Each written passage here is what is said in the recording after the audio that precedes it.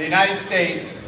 He represents the 8th Congressional District in Kings County, one of the most diverse congressional districts, with part of it also in Queens. He has been outstanding because in only 6 years, he's risen to the height of the United States House of Representatives. There's no one better than to introduce him than one who supported all of us in all of our endeavors, the 100 Black Men and all other organizations. Please welcome Bill Howell.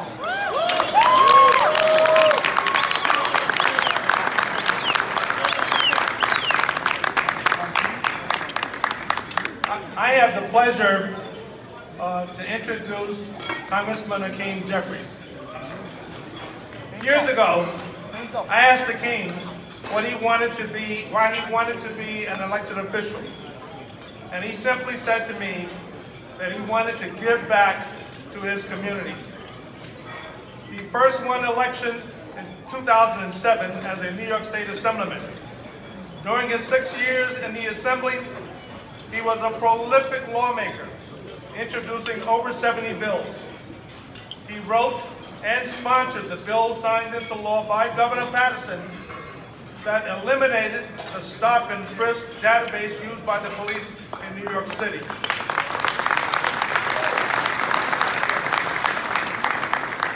Since being elected to Congress in 2013, he has served on the Congressional Black Caucus with Whip. He co-chaired the Democratic Policy and Communications Committee, where he helped develop the For the People agenda in the historic 2018 election. He serves as a member of the House Judiciary Committee and the Budget Committee. In November 2018, he was elected as one of the most powerful positions in the Democrat-controlled Congress, chairman of the Democratic Caucus. All right. Yep. Now, Hakeem has certainly achieved great things, and there is still much more to come. In addition to his ability to work with others, his character, his integrity, and how smart he is, what makes him stand out is his humanity. He treats people with warmth and respect, but he can be adversarial, as you've seen on TV if you watch, those congressional hearings. He's an adept prosecutor. I watched him as a young usher at Cornerstone Baptist Church in Brooklyn, where his mother taught Sunday school for many years. She is the Rock of Gibraltar, where Hakeem gets his moral compass. Hakeem has helped many young people at our church get the means to go to college and graduate as chair of the Fannie L. Taylor Scholarship Fund.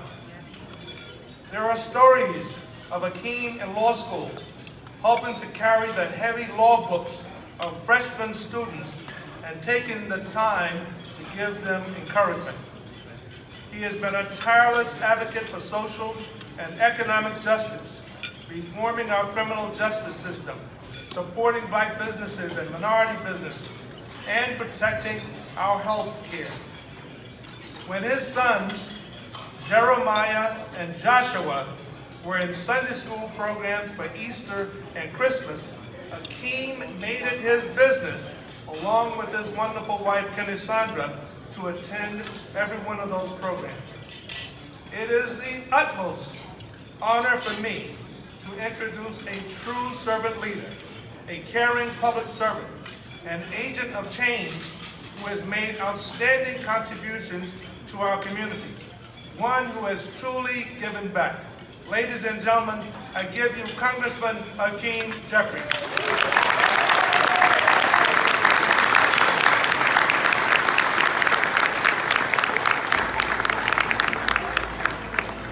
Let me be clear, House Democrats are down with NDP. Nancy D'Alessandro Pelosi. Had this Confederate battle flag prevailed in war, I would not be standing here today as a member of the United States Congress.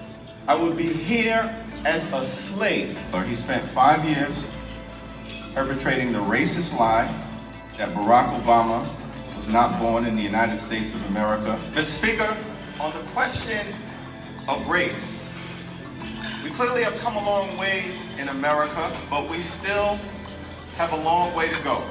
And a police brutality epidemic that continues to this very day. And athletes like Colin Kaepernick bravely chose to kneel down so that others may have the courage to stand up. There are members of the United States Congress who have your back. Equal protection under the law, that's an American value. You've taken the baton. And thankfully, you're doing the same exact thing. We should be grateful.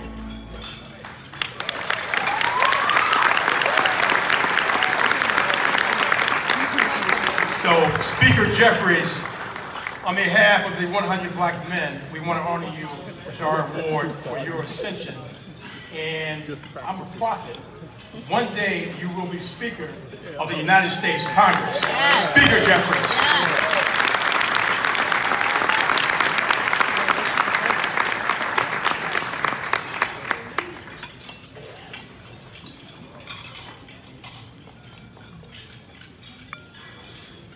Good evening, everyone. Good evening. It's an honor and a privilege to be here at such an important moment in time with such a distinguished organization. And thank you, Bill Howell, for that very generous introduction, for your friendship and support, and Michael Garner for your tremendous leadership, and Lloyd, and of course to Governor Paterson, and to the great mayor of the city of New York, David Dinkins. We stand on your shoulders.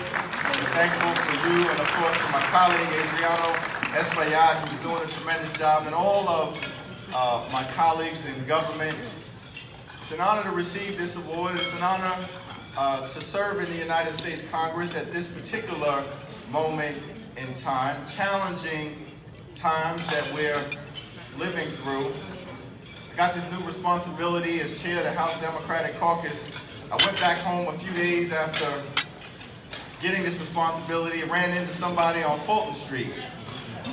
I ran into him on Fulton Street. He says, "Aren't you the congressman who a year ago shouted out Biggie Smalls on the floor of the House of Representatives?" I said, "Yes, sir, that's me." He said, "And now you're the #5 Democrat in the United States Congress?" I said, "Yeah, that kind of worked out." And then without missing a beat, he said, "How the heck did that happen?" And I responded the only way that I could. You never thought that hip-hop would take it this far. So, we stand on the shoulders of a whole lot of folks. As African-American men, stand on the shoulders of so many who have come before us. Dr. King and Malcolm X, Frederick Douglass, the pioneers here in New York City, the inventors, the African-Americans who invented the cotton gin, accelerating the pace of industrialization, an African-American who invented the traffic light, an African-American who invented the elevator, an African-American who invented the air conditioner, an African-American who invented the cell phone technology that many of us use today. Stand on the shoulders of giants during these perilous times. They overcame adversity, giving us the strength to do the same. And I know we got challenges with the current occupant of 1600 Pennsylvania Avenue, Individual One. Individual one. I didn't give him that name, the government gave him that name. Wickedness in high places, but notwithstanding that challenge, the resilience that we as a community have shown year after year, decade after decade, century after century is what gives us the strength and courage to plow forward with the power of unity, standing together. And as long as we continue to stand together, I'm confident that we will continue our long, necessary, and majestic march toward a more perfect union. God bless you. God bless 100 Black men. God bless the United States of America. Thank you for this award.